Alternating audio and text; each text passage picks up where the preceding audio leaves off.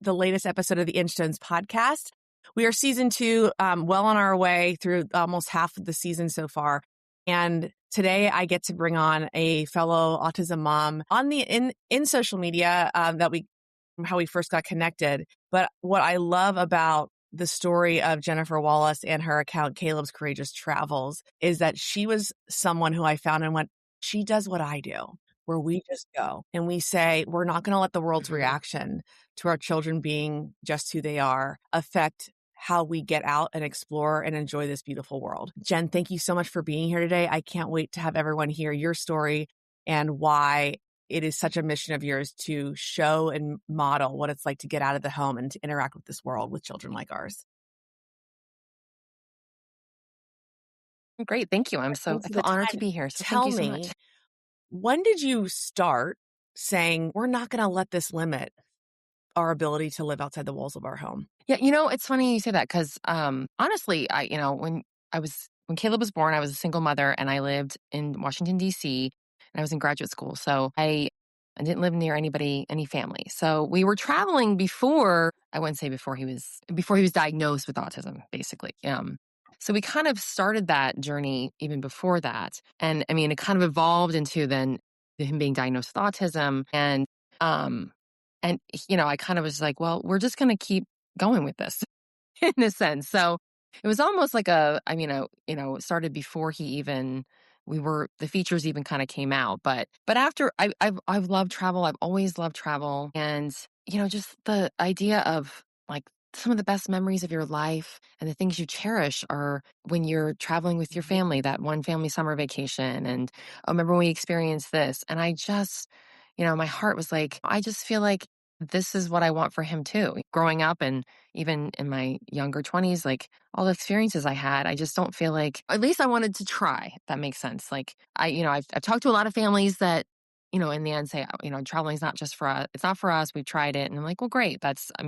Being brave and trying is what, is kind of my mission is just at least try and see, but if it's something that ends up being fulfilling and serving you, then I want, families love what to you're saying, like, experience that. So. Just obviously just trying it. There's a lot of discomfort that a lot of families like ours feel in the process of just trying. I was recently flying solo to Florida with the little two, and we're pretty locked and loaded with getting through the airport. Like it's not, and yet I was faced with a completely dead weight son on the floor, would not go through the security machine. And what I'm realizing in those moments is that even after doing this for over a decade now of just traveling with them, I have to know that those moments are still going to happen. I think that that's a fear point, is that at first those are going to happen a lot. It doesn't mean that they're completely extinguished though over time. It's just that it does happen less. Talk to me about how that has evolved with you and with Caleb through the years. Right. I think 100%. I mean, we don't ever have like a drama-free trip. I mean, there's always a little something happens here and there. I think basically how it's evolved in a sense of my reaction is much better. I mean, these kids feed off our anxiety, so it's this idea of just, I'm going to be prepared, as much as you can. And, that takes, hopefully I'm trying to educate people on how to be prepared, but in the end, practice makes perfect. You just have to keep trying and doing it, and you're going to be more prepared the more you do it and the more you realize this is what my child needs, etc. And then just trying to be, just my reaction being better, calm, collected, what are some don't freak out. That you maybe said to Caleb in his younger years that helped, even just in the preparation phases of getting through the security line, ordering food from a different place at the airport, waiting for mom,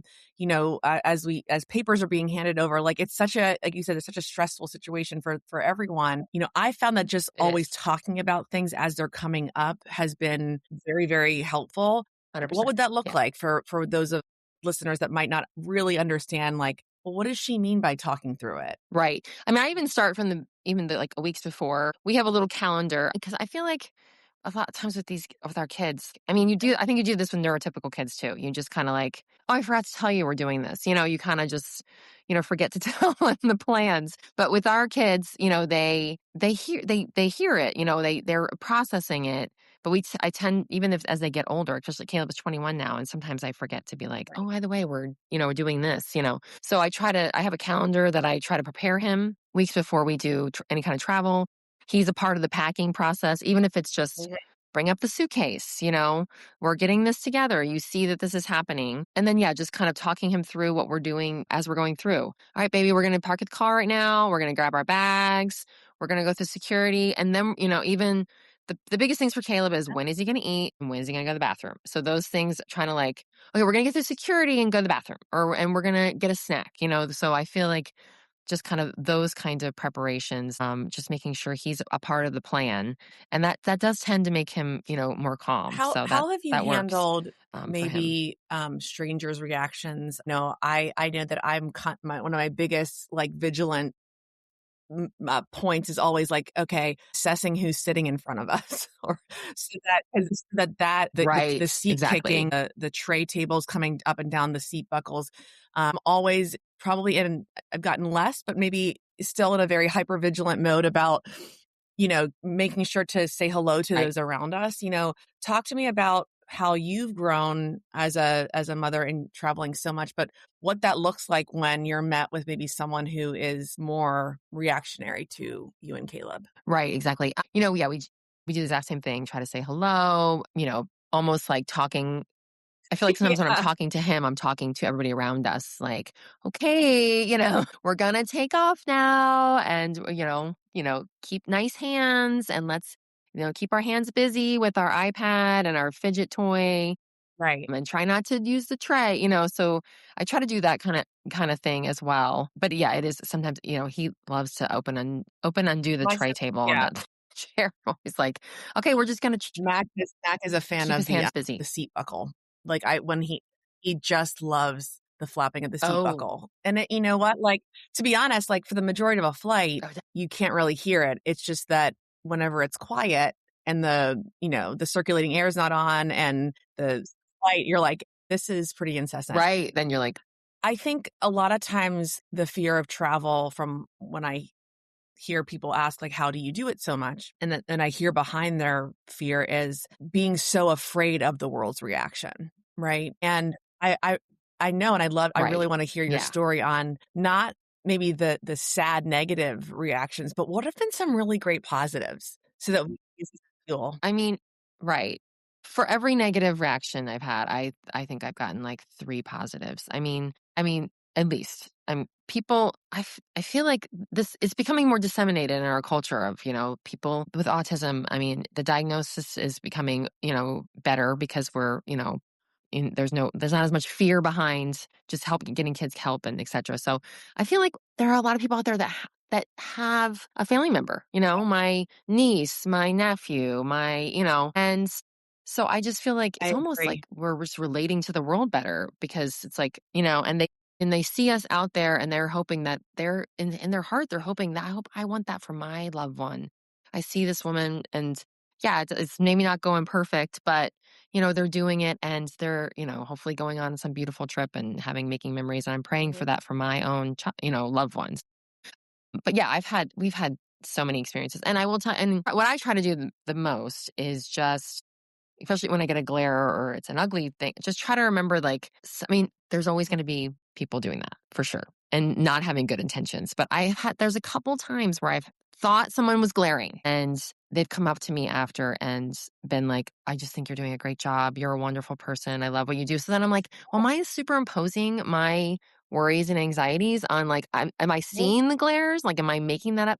So, and I'm not saying we're all, but there are times where I'm trying to like, just be like, maybe they're Well, not glaring. Maybe I was talking with that's just someone, I guess it was what the confuse, first season of the podcast, who did a lot of scientific work on like curiosity and like the mismatch that like we as humans, we are wired to look for mismatches. So there's a facial yes, like yes, reaction that we then intake because of our experience with children like ours, we're so used to people noticing that we are the mismatch that it becomes almost a bias to us that like we're Right. so hyper protective then of being like, I see you looking. Whereas that might mean that they're Yeah. judgmental. It might just mean they're curious and they're trying to figure this out.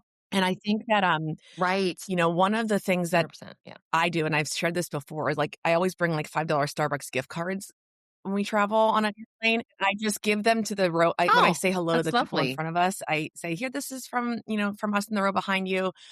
Mac and Millie both have profound non-speaking autism. Sometimes they can, or they're unable to control their emotions and their bodies. And if they kick your seat, I'm so sorry. I'm trying to do the best I can.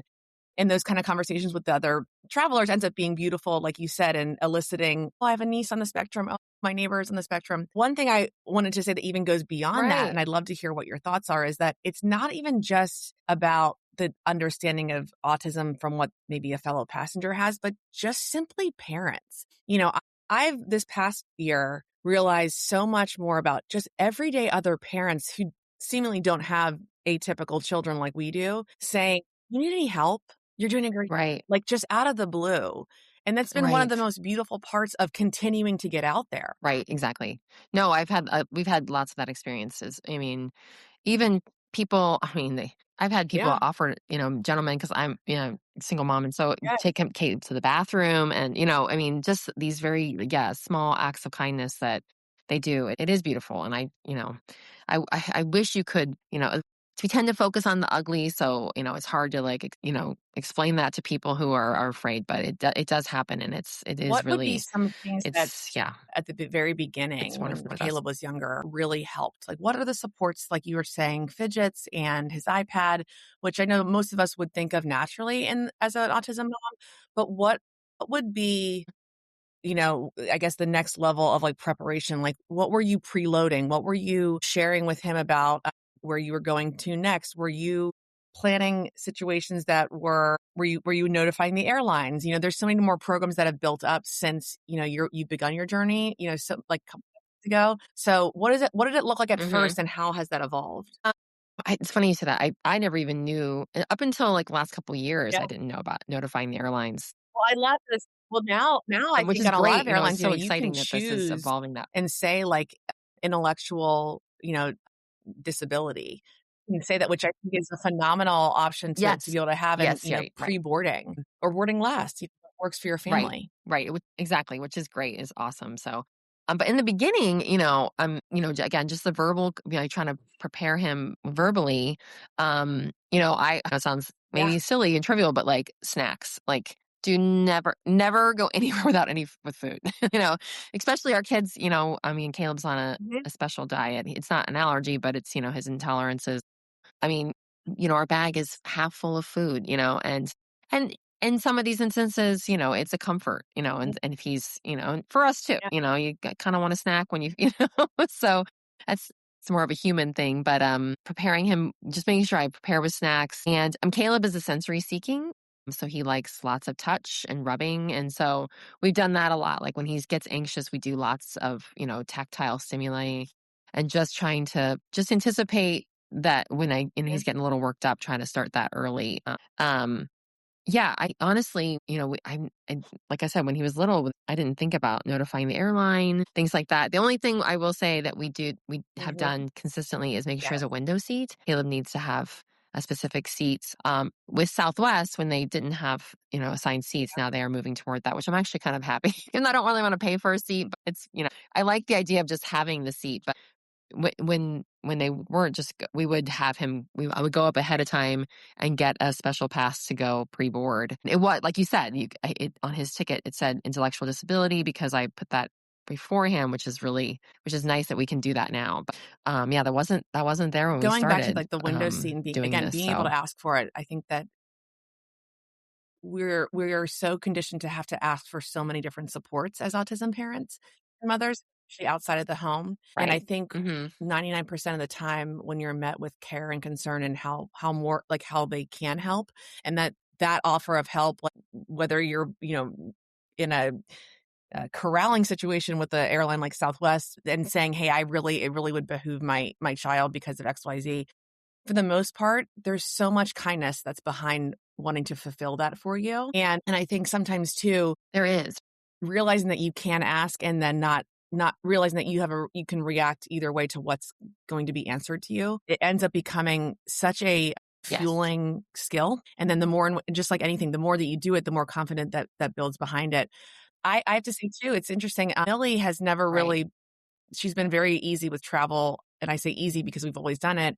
But Mac has had a much difficult time. And to your point about the window seat, I don't know if this is a boy thing, but man, this last trip, I mean, he was like obsessed with watching the other airplanes. And he's not really into airplanes on TV shows. Right. He's very unaware of them flying in the sky if they're above Oh, us. right. But he was glued in and like locked in and thought the whole thing, especially when the jets got going and we were pulled back, those are the moments where I Right. think this is why it's worth it. And we haven't even gotten to our destination yet. He had talked about like Yes. that 100%. moment No. where you Caleb realize loves staying home yeah. was costing us more than the risk of going out, even for that little moment. Exactly. No, 100%. Caleb actually, yeah. He actually Yeah. loves any kind of public transportation. I think planes, buses, I mean, everything, trains. And it is this, that's almost the Right. experience for him. He actually loves that part of it too. He does love this, like he does better with like having a little bit of noise. I think it's part of the sensory seeking part of him, but like almost like he has 2 fans on in his room at night. Yeah. He likes that little bit of hum. And especially when the plane, yeah, he loves like when the plane starts, he gets Yes, like you can tell he's exactly. excited. He's like, here Well, we that's where go, I think that part of So yeah. traveling and getting out of the home and heading to a different city that really echoes the most like broadest life lessons we always say is it's not the destination, it's the journey. And these kids sort of like Millie and Mac, particularly, they pull me Exactly. back into it that yes, it's a lot harder. Yes, I have to be so aware of every different variable and thing that could go wrong and can go right. But they pull you into that moment so much that it does become the journey of just getting to the destination from whatever that is. Exactly, yeah. When were the biggest hurdles for you, as he's aged and gotten older? And what is now like old hat? Right. The biggest hurdles still are, the meltdowns, that, we've done everything fairly right or there's things that we can't control. This last trip we went on in January, we were delayed. He got a little anxious on the plane or started getting worked up, And so, and as has gotten older, obviously he's much bigger. So he's actually taller than me. So that's where having like rescue meds is important to me. It's even just a peace of mind Mhm. and he doesn't always need them. But me having them and knowing that like I can help him, calm down. Sometimes he just needs that. This part of the autism is these kids don't have a self-soothing. Their self-soothing mechanism is not as I say not as developed as other people's, although I do know a lot of Right. neurotypical people don't have one either. But, but just having those medications and if we need them, using them. So that still is that's probably our biggest hurdle that we go through. And I mean, I wouldn't even say I don't know how big that hurdle is because having the medications, I feel like feel like safer about our situation and him having a major meltdown. But yeah, I mean, when things go well, like the flight's going well and things, I mean, he's perfect. I mean, I can't even get over, like, he's just, like, we went, this summer we went to London. It was a direct flight, which was nice, 6 hours. And I mean, not a peep from him because everything just kind of went smooth. So as long, when it comes to like traveling and things working out, like if they do, he is great. And so, and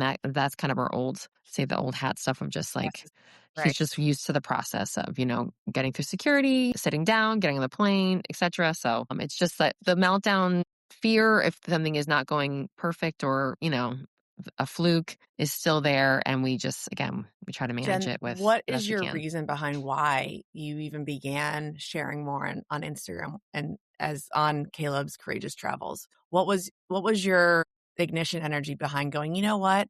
We're doing something different and I want to be a mirror and help other parents in similar situations. Right. I just think I just always had this passion for travel. And even growing up as a kid, my dad, initiated that in me.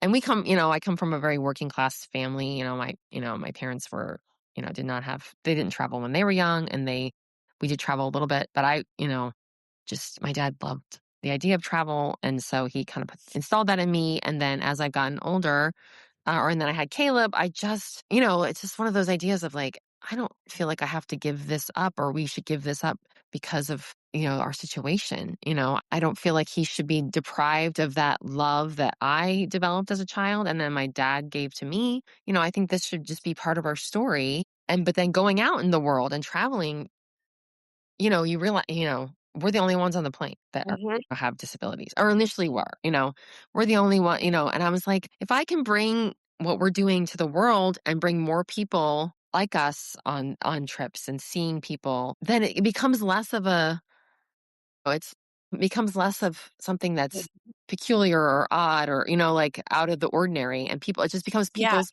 part Yeah. of what people see Well, all like the to your point, time. like, I mean, And that's then it, what's such a funny dichotomy with the social media and online is that we share online to be a mirror to help others help to be out to do and to practice something that we know that has been so beneficial for us as autism moms. Yet then because it's shared online, that's actually right. not real world interaction. So you have to then bring that back. So it's like this back and forth of like, I'm going to share this way, but then I'm going to go out and actually live and I'm going to bring it back and share. And that conscious Yes, choice is part of the beauty of the global village that we live in now, but it's also this like great heavy weight because, right, every mom and child is going to do this differently.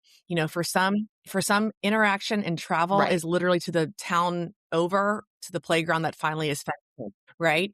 And I say that from Exactly. from from a place of Right. like, do those small things to continue to just interact and to get out so that when if travel and a plane Exactly. ride seems like insurmountable right now, do the small things that just get you out to potentially have that on as a desire and goal for down the road.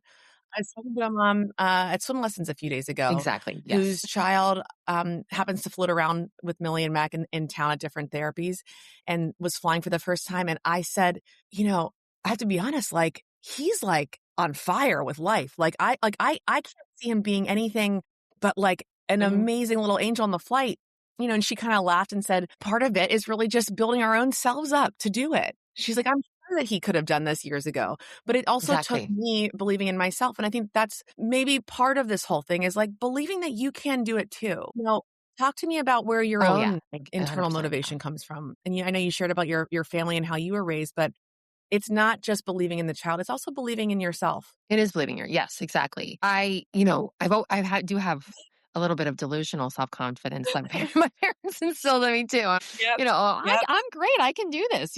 Even when I was, younger, there were a couple times in sports, my mom was like, how we told you you could do anything? You probably just shouldn't do this because you're not good at this. So some of that does come from that. But I will say, I remember my parents helped me raise Caleb, and my dad did pass, but when Caleb was younger and I would worry, um, about the plane rides or the travel. And, you know, I think it's just this idea of just try it. Just try. Like, what's the worst that's going to happen? I mean, if we get to the airport and he has a huge meltdown, then we just Yeah. don't go on the trip and we try again.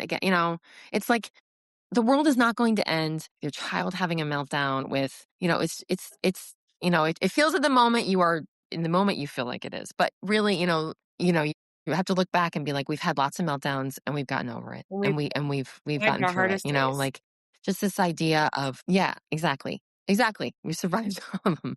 So just this idea of just try, and give it a whirl and see what happens, And I would not say I'm perfect at it. I mean, it's just one cute little experience. We just went on a cruise for Caleb's 21st birthday. And on this birthday, I wanted him to Yeah, try this. yeah. They had one of those wave flow rider things. Yeah. So I wanted him to try the boogie board and I signed him up and I get up there and I'm like, he can't do this. We can't do this. Wait, what am I thinking? I mean, you're an idiot. He's going to hurt himself. He's going to look like a crazy, and so the whole time I'm standing in line thinking this but I'm like, I don't know. We're just going to do it, like, you know, and of course they Yeah. go over like all the worst case scenarios because they're legally responsible. Yeah. They're like, yeah, you could, and so, but sure enough, I get him on there and it doesn't go perfect, of course. And he Yep. has a hard time understanding how he has to lay on there. But man, I'll tell you, he got out there and he was on that thing for like 3 minutes and just living his best life. I know he loved it. And I mean, he did it. And I was like, this is another example, Just Jen, of try. just Everything's going to put up try, every like barrier to say, don't do it. just try. Every barrier. Um, Right. Again, going back to like the good Right. people of the world, like, yeah, they're legally bound to say what's going to go wrong, right? We understand that from being parents that like, yeah, there are things that are Right. going to go wrong.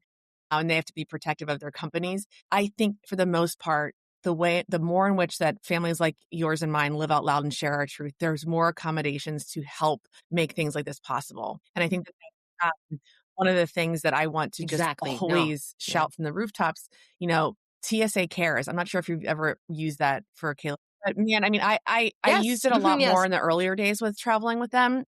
I don't so much anymore with TSA PreCheck and just sort of Hmm. our experience and strength going to do it now. But I say that is that there really are programs out there, and I Yeah. think, and I want to make sure I'll put in the episode summary that about this too. You don't have to do all this alone. Every company, every part of the travel experience, companies are catching up to this.